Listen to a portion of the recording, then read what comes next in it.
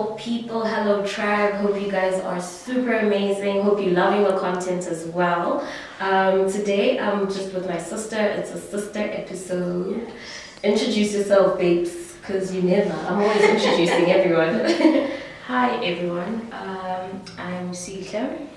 I am a aspiring entrepreneur, mainly a Herbalife wellness coach. So yeah, that's it.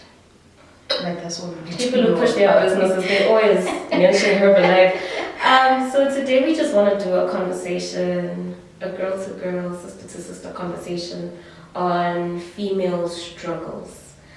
Before I actually started the YouTube channel, I don't know if I sent you one of those broadcast messages where I was like, "Mfuna sikhulume on a platform that would be like this. Yeah.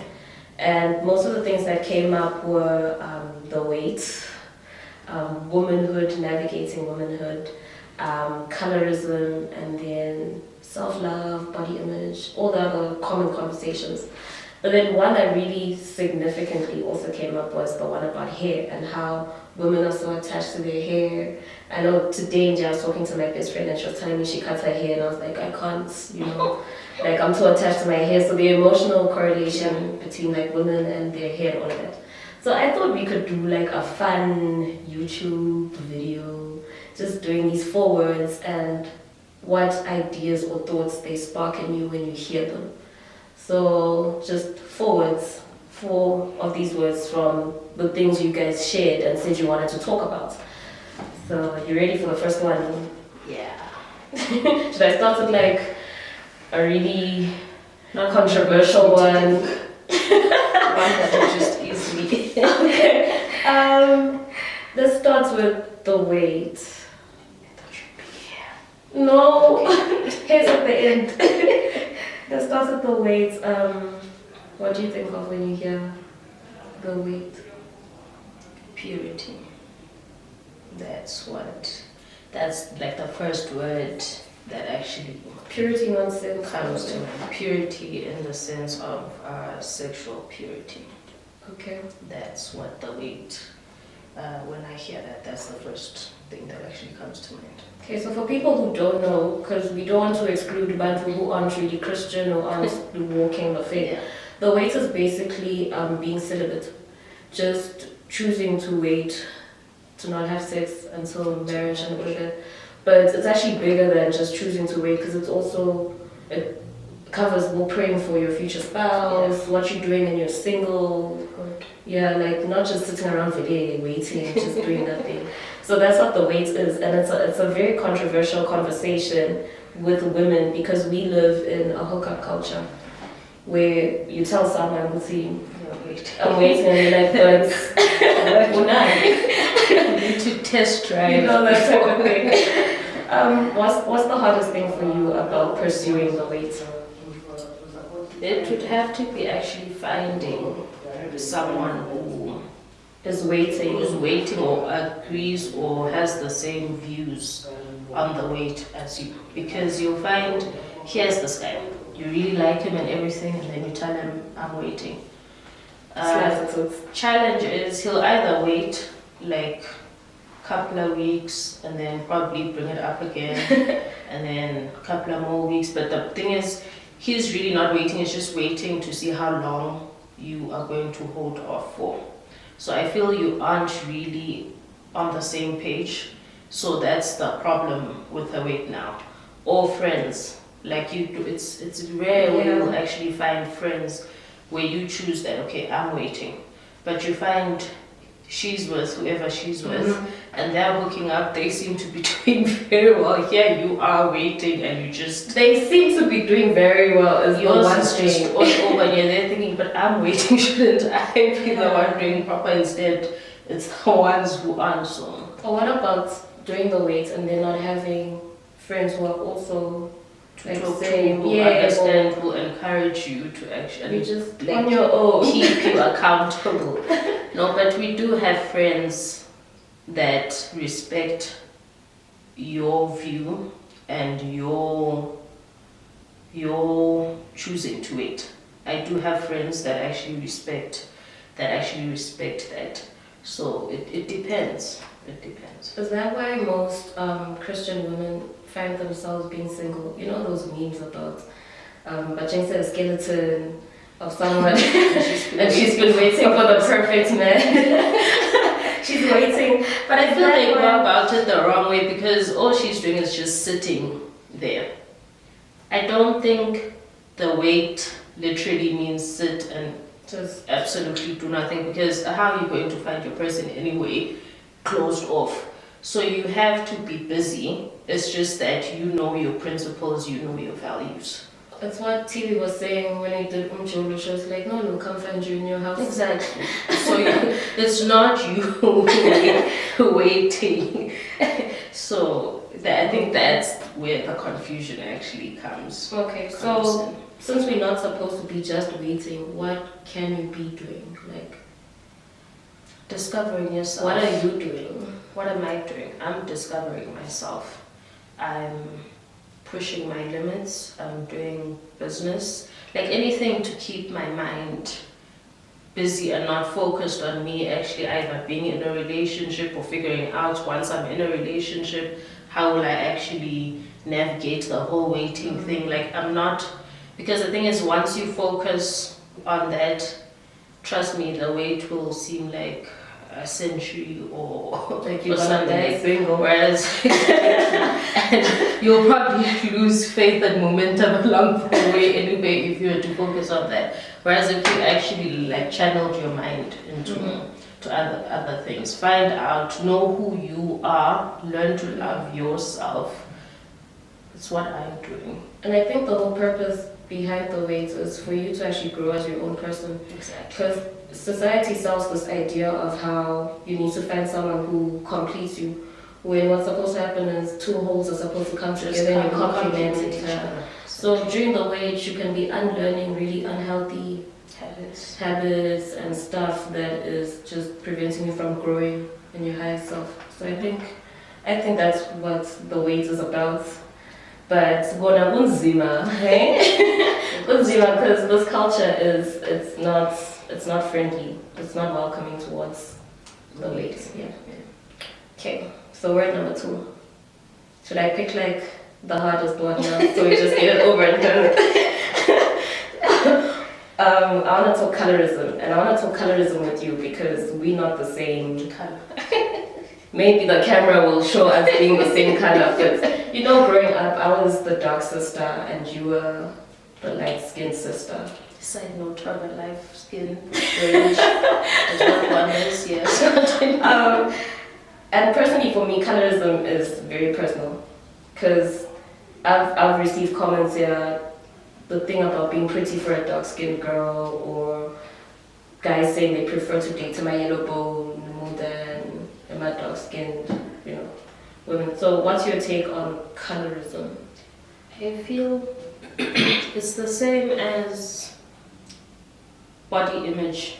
Like for me, that's how I see it. You know how in magazines you see the slender chicks, nice curves, figure, flat tummy and everything. Perfect. Like, exactly, like, so I feel that's, when it comes to body image, that's what we see and that's what we strive for, because that's what's considered beautiful. So I feel even with colorism, it's the same thing. People feel like the lighter you are, the prettier you are. Whereas it should be, it's skin deep. It's not, like you're much more than your skin. Exactly. So, but then how do you encourage a girl who's dark-skinned? Okay, I don't need encouraging because I'm owning it. But like the teen phase was really rough, guys, because I would get bullied for like being dark, and then you'd have your light-skinned friends actually dating. I was saying high school kids should date, but you find your light-skinned friends getting more attention than your dark-skinned. Like, what advice would you give to a girl experiencing colorism right now? Not to be too Christian, but I feel it goes back to knowing who you are in Christ. Because if you were to, it says you're the apple of his eye. He created you in his image. There's no way then if he did all of that, I mean, he's beautiful and all that he is, which means you're exactly that. So I feel if you were to just go back to the word and really sink that into you, I feel it would be easier to actually combat whatsoever society throws at you because your confidence is in God. So for me, I feel like that's like if I were to go back with me for my body and everything, I feel if I had gone back to the word, I probably would have been able to better navigate whatsoever society threw my way. was throwing at you. Okay. We all know you're raising a yellow bone babes. So what are you teaching Ash that won't make her shallow? It's so funny, like I don't see that.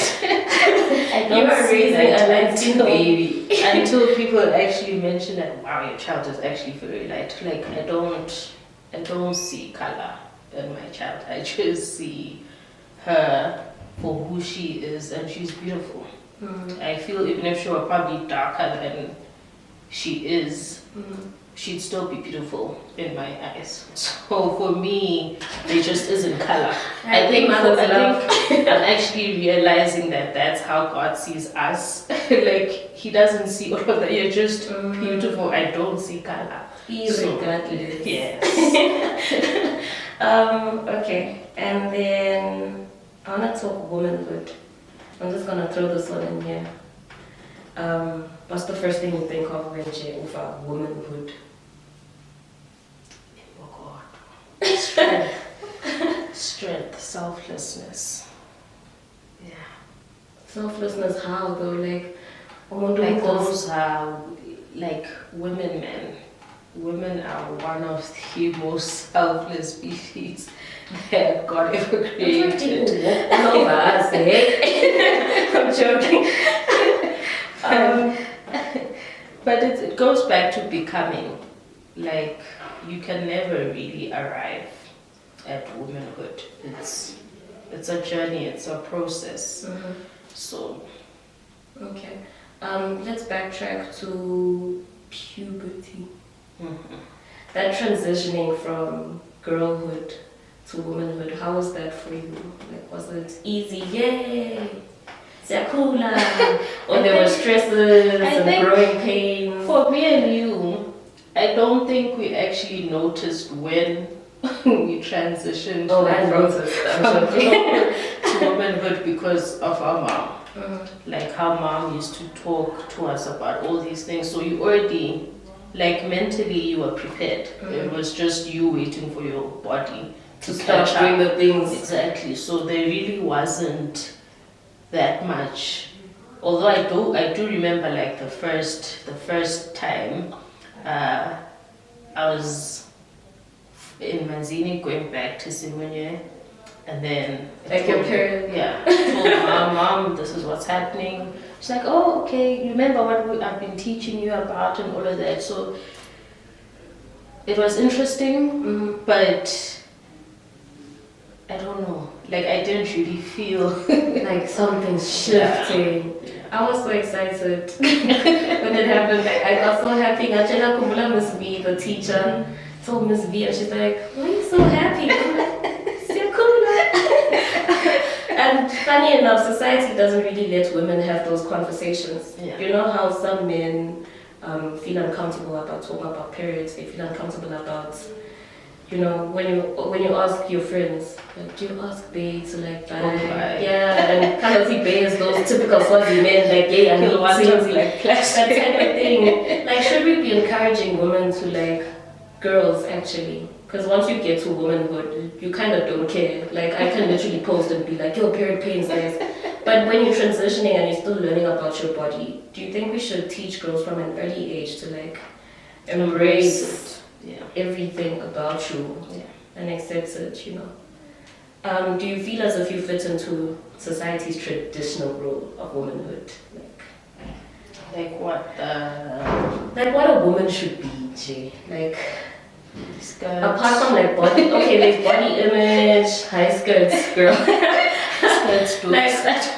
yeah, maybe that too. Like body image and Emma society roles. You know how we always making a joke in the Herbie house about how meaning I'm not wife material. You have to cook. Yeah, but like you have to wash. You that person like model. Are you? I think for me, since I love being in the kitchen. So for me, I don't see it as either me conforming to what society says a woman's role should be. Yeah. So for me, it comes naturally. I love cooking. Maybe cleaning, we can now start beefing here and there, but I mean, it's just that naturally I just love a clean space myself. So, nalapo, you don't really have to push me to actually clean and do all of that. So, for me, I feel it comes naturally. I may not be 100% like, I might not fit 100% into the traditional. But you check most of the boxes, But like I don't. You know I don't. You know I don't. And that's a whole conversation because when I saw something on Facebook the other day about how this girl posted, see, my children are a blessing in my life. My life didn't stop when I had my first child. My life, I found meaning. And some girl commented, "What's and that's her truth. And another woman's truth is that having children will ruin her life. Yeah. So it's all those little things in society about you don't fit in, you're not a typical woman. Like, how do you feel about that? Not that you know, because you check all the boxes. Exactly. Exactly, and not because society made me that way, but just because Naturally, it's just in me, so it's not forced in me. But I feel you know who you are, and you're going to find someone who understands you, because at the end of the day, it's two people, right, coming together to complement each other. So your strengths and your weaknesses will complement each other. You think if he knows you, he knows what your weaknesses are. You'll find a way around that. So I feel it shouldn't really be like a big deal. People are going to talk. I mean, you're going to find a guy who understands you and he doesn't mind. And his family is just cooking like or whatever. He loves cooking and all of that, but suddenly society's open. That's why he's cooking when she should be the one in the kitchen, all of that. I mean, so long as you two understand each other, at the end of the day, that's all that matters. So I feel don't really put it into your head, because then I feel like it's just you're now going to be doing things to please exactly other people. It's forced. Now you're miserable. Exactly, like it's no longer out of love, and it defeats the whole purpose. So I mean. Okay, the last word. Hair. The girl who had dreadlocks and then cut them off and put them back and cut them off. What's going on? But I love how each time, like, I love the emotional attachment behind what you said. Like, for me, it always symbolizes a new start. Like if you cut the hair, like if I cut fresh. It's me either I'm now turning a new chapter in my life. So my hair somehow puts me into that mode, that okay, transition mode. We're starting a new chapter, we're starting afresh. Old is gone. There's no getting it back, there's no undoing it. So it's just is it forward from is it a change or a fresh start sparked by like a good fresh start? It depends. Or you trying to not really heal most of the stuff? times it's been me healing from things. It's been from a bad place, either a breakup, and I feel like my hair is attached to the relationship whatsoever, so I just need all of it gone, and nothing linking me to. So for me, it's been more of that rather than it being good. So right now you're Right, your phone is ringing. Her phone is ringing. I'm gonna say this because it's beeping. It's really beeping. Like, can you please just The volume. the volume? Like, we're not gonna edit this stuff out. People must know that in the hotline going on in your life. Business. Yep, the man is calling this. So you're wearing your hair like this right now. Why? Like, should I ask when this happened, or how long you're gonna be wearing your hair like this for? In case It why happened when I transitioned into singlehood. Because the reason is my hair, when I put back my locks, my person at the time had actually done that. So I felt there was still connected to that connection. So for me to actually truly like move forward, I needed to let that go and really like have a fresh, clean slate. Okay. So for me, yeah. It's It's probably going to change again. again. I'm so attached to my hair, like I Probably can't. going to change. I'm too attached. I'm just way too attached. Like even when I'm combing it out and parts of it like stay on the comb, I'm like my hair. I'm just too attached. But yeah, I'm super attached to my hair. Like I can't cut it. I can't think of cutting it. But I recently heard that if you do cut it, it grows back longer and Strong. so maybe I might, but I'm too attached. I can't even win Gama and it stays on the comb. But I don't know if you know this, I read something about how hair in black societies has been something that's been special to us for a very long time. You can even see with how everyone's now returning to natural. Yeah, instead of relaxing their hair and all of that. I read about how some tribes, the women would braid their hair for fertility, like a certain hairstyle was for fertility, and then the whole cornrows thing, which it goes back to slave trade, how it used to be like maps of how they were gonna escape through the cornfields. So hair is a really powerful thing, and even to women. I think I even watched a movie with you like years ago, not if you remember it. It was a salon movie, and the opening scene just says, whether you bought it or it's yours or it's blue, it's green, as long as it's on your head, girl, it's your hair. So hair is like a huge thing. Do you know your hair type? Why? Like, are you at least familiar with 4B, No. 4C? Like I'm hearing those terms now. I think there is a time actually that you mentioned. I don't know what we were arguing about. Hair. We were arguing about the conditioner, the Herbalife conditioner or shampoo, how it makes your hair soft and all that, and you're like, no, that's because she has. Oh yeah, we're talking about a girl who Yeah. had a softer texture of like, cause Like black that's- hair isn't just. That's the first time I actually heard these terms. So Yeah. like this is the second time, so I have no idea, absolutely no idea what my hair. For me, it's just hair. Girl. Which I think it's why it's so easy for me to cut it off. Yes, there's attachment, but for me it's usually symbolic, so it makes the attachment and the pain of me watching it fall off less or more bearable. So for me, Do you remember that thing where Britney Spears cut her hair? Like she shaved like. She was about 25. She was full midlife crisis, guys. you know, even Pink in her song, She shaved it off. where she's I don't know what she's either the one that's dedicated to her daughter, perfect, daughter, yeah. exactly, like you're perfect the way you are, but she also like was being bullied and all of that, and she felt in order to transition and be the strong person and all of that, like she had to cut her hair. So I think I'm like her. Yeah, I think In a way. all women are like that. I'm just the one who's holding on and I need to talk to a shrink. But yeah, just to conclude, thank you so much for sitting down for this conversation with me, sis. I just want to know what advice you would give to your younger self if you could go back in time and just talk to 12-year-old Pesihle. What'd you tell her? 12-year-olds basically enjoy the journey. I think that's what I would have told her. Enjoy the journey, embrace like everything, like be you, do you, and enjoy being you. Love the skin that you're in, your hair, your body. Like Yeah. you are beautiful, and yeah. Okay. Well, that's that.